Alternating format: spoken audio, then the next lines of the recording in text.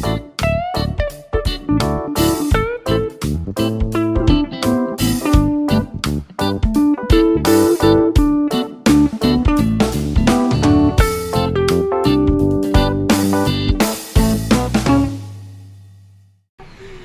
मेरी नानी ने मच्छी कर दी, नानी ने मच्छी कर दी, नानी ने मच्छी कर दी।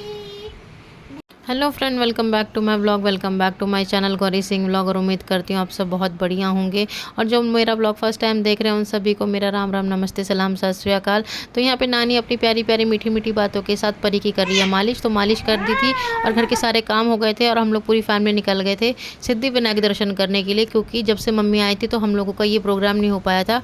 तो आज फाइनली जैसे तैसे करके हम लोगों ने टाइम निकाला, क्योंकि आज तो मम्मी को हर हालत में सिद्धिविनायक दर्शन करवाने थे, क्योंकि आज मम्मी का मुंबई में था लास्ट दिन और अगले दिन है मम्मी की दिल्ली की फ़्लाइट। तो मम्मी के पास बस आज का ही दिन था और हमारे पास भी बस आज का ही दिन था।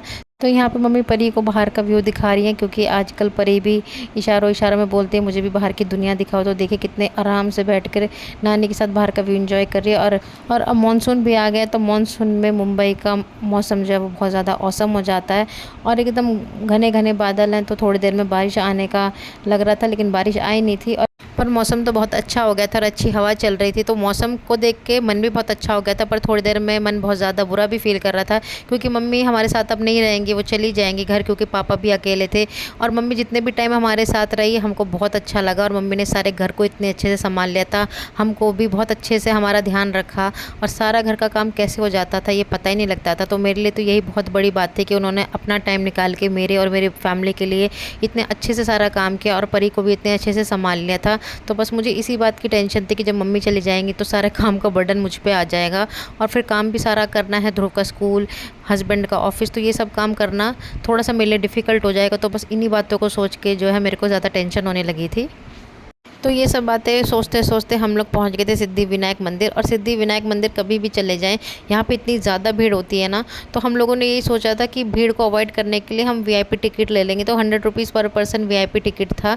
तो हमने टिकट तो ले लिया था, पर टिकट लेने का कोई फ़ायदा नहीं हुआ, क्योंकि जब हम लोग अंदर पहुँचे तो देखा लाइन तो बहुत ज़्यादा थी और हमको 1 घंटा तो लग गया था दर्शन करने पर हमारे दर्शन अच्छे हो गए थे, ये बहुत अच्छी बात हुई।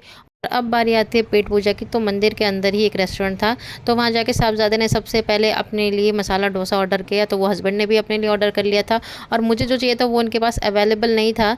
तो फिर मैंने अपने लिए उत्पम और मम्मी के लिए पूरी भाजी ऑर्डर कर ली थी। उत्पम इतना ज़्यादा टेस्ट में अच्छा नहीं था, तो मैंने जाके फिर एक प्लेन डोसे का ऑर्डर दिया और फिर हम लोगों ने अपना खाना कंप्लीट किया। और उसके बाद अब बस अब जाने का टाइम था।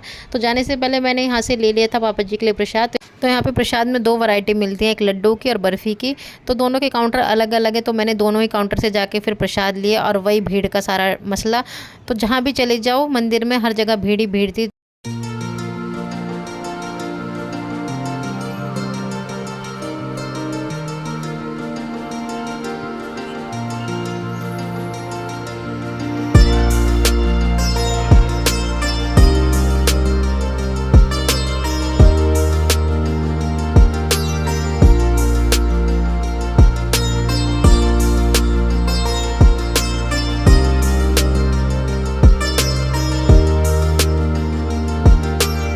तो मंदिर में दर्शन करके सुकून तो मिला था, पर मुझे सिर्फ इसी बात की टेंशन है कि अभी तो मम्मी सारा काम संभाल रही हैं और अब जब मम्मी चली जाएंगी तो सारा काम मुझ पे ही आएगा, क्योंकि ऑपरेशन के बाद तो मम्मी और हस्बैंड ने मिलकर घर को बहुत अच्छे से संभाल लिया था।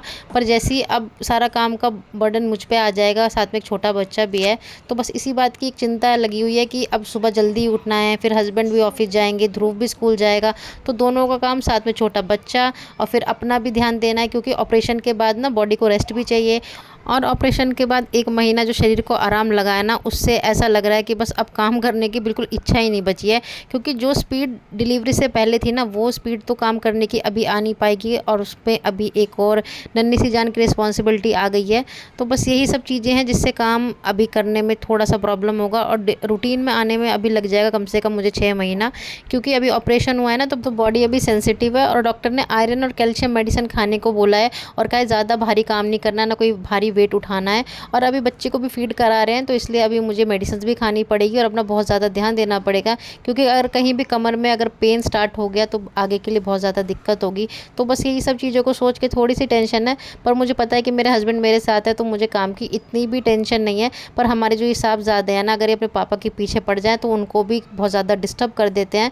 तो इसलिए मैं फुल्ली डिपेंडेंट हस्बैंड पे भी नहीं हो सकती हूँ, क्योंकि वो उनको जब टाइम मिलता है तो वो करा देते हैं।